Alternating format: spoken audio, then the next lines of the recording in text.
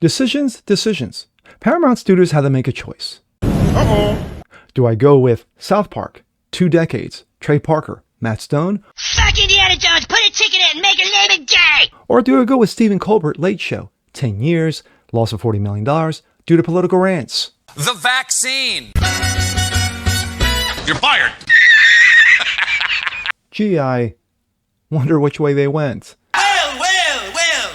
I'm Jazz Berganzo, and this, sometimes the jokes just write themselves. But it's what's next.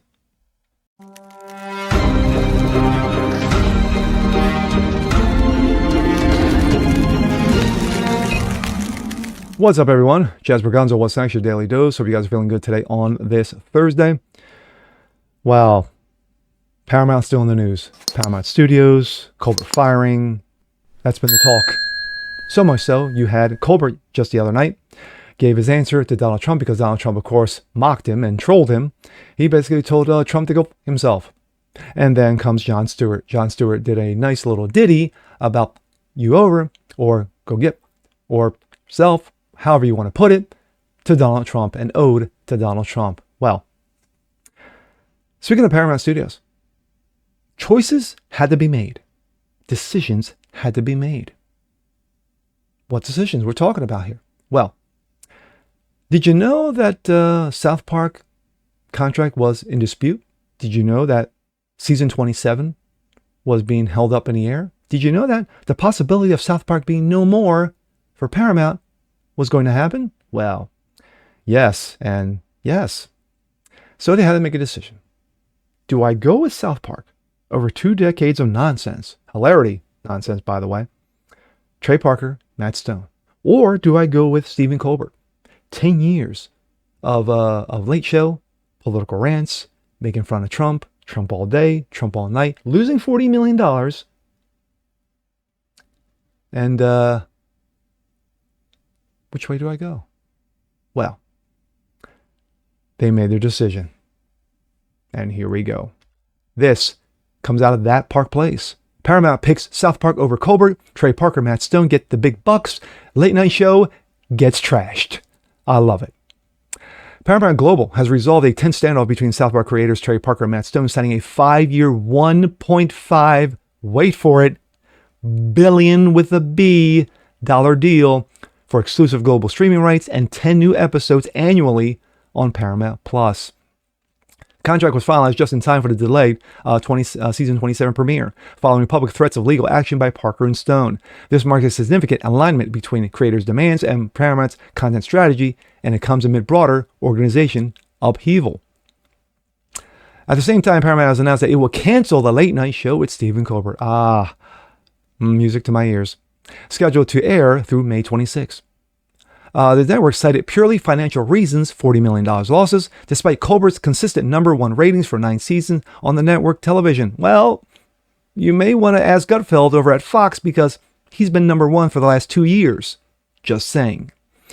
However, Colbert and the other late night shows have seen significant declines in viewership and have not topped Gutfeld, there we go, the aforementioned, on Fox News for top overall late night show ratings in 2 years.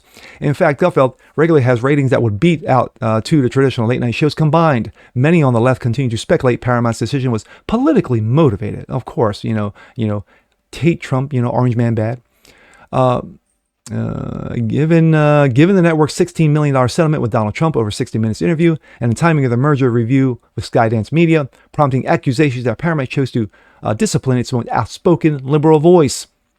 Support for Colbert poured in from across late night landscape. Jon Stewart land-based at Paramount on The Daily Show, accused the company of cowardice and urging them to go fuck themselves. Jimmy Fallon and other hosts voiced solidarity, with Fallon quipped he might be next on a chopping block. Well, meanwhile, the WGA flagged Paramount's decision to potentially politically driven, arguing that it sends a threatening message to satirical speech. Sending host into The View, yes, I know people still watch that trash, went to the farthest perhaps, declaring that Stephen Colbert losing a show, which has reportedly lost $40 million a year for years, was a danger to the Constitution of the United States. Jackassery at its finest. But my concern is if it is political, then everyone should be concerned. People on the right should be concerned. People I'm on sure. the left should be concerned. I'm Because sure. it's very clear that if it is political, this is the dismantling of our democracy. This is the Our dismantling democracy. Yes, right?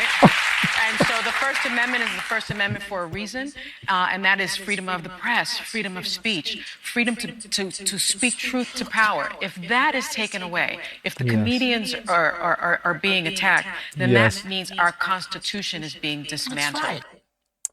Yes, our Constitution is being dismantled. Attacking these comedians. You mean the same comedians, that have been attacked the last 4 to 5 years? Like, I don't know, Seinfeld, Chris Rock, Bill Burr, Dave Chappelle. Those comedians who were attacked for all these years, because they were trolling trannies, slamming the COVID and the wonderful magical vax. Those things had questions. Gina Carano getting fired from Disney because she had thoughts, she had opinions, and of course Disney fired her because of reasons. Those are against the Constitution, Sonny? Right? Well, a more sober-minded and sane view of the situation, however, reveals that Paramount is likely aiming for a less partisan fare, likely the behest of Skydance. Otherwise, why pay massive money to get the rights to South Park? The juxtaposition of these two deals suggests that Paramount may be shifting its focus towards less politically charged comedy. Gee, I wonder why. South Park, while known for its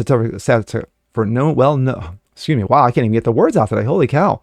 While known for its satirical fire, delivers its critiques through a cartoon's lens, arguably detached from direct partisan targeting, making it more profitable or palatable to a broader global audience. In contrast, Colbert has been an overt critic of Trump, yes, TDS, and conservative politics, most recently labeled Trump's settlement a bribe, Nate Silver. And though South Park has mocked President Trump repeatedly, even through entire seasons, they are renowned for taking all sides and not catering to any particular point of view. South Park goes after everybody. They're equal opportunity offenders. But there was that one time with Muhammad that they got pressured so much, they pulled that episode off the air. I won't say Trey Parker or Matt Stone pulled it off the air. I'm saying Paramount pulled it off the air. So there's that one little hiccup. But for the most part, South Park has done its job. They go after everybody and they don't give two fucks. And they make it funny while doing it. Cartman, Kenny, the whole gang. But when it comes to Colbert got Trump derangement syndrome since day one in 2016 and has been spouting off the last decade of trash. Pretty much there was no comedy. Yes, you brought actors, you brought actresses, you brought performers on, what have you. But it wasn't funny anymore. Just like Fallon, just like Kimmel, they're not funny anymore. Stewart's a clown. Stewart's an absolute clown. Now, are these networks going to feel the heat and say, hey, you know what, Jimmy, you might want to tamp down the political rhetoric. Fallon, you may want to tamp down. Actually, Fallon may be the least harmful of the three, but he still throws out their political nonsense. And of course, there's Jon Stewart. So we're going to see where this goes. But for Paramount to say, yeah, you know what, Colbert, get the hell out of my face. And South Park, here's $1.5 billion for your troubles. Well, times they are changing. And with that being said, I'm Jazz Berganzo. This is What's Next. Want to see more like this? Please leave a comment below. Like it, share, subscribe to it. Hit that notification bell so you guys never miss a thing. Continue spreading the word about the show. Appreciate you guys watching as always. And we'll see you next time. Peace.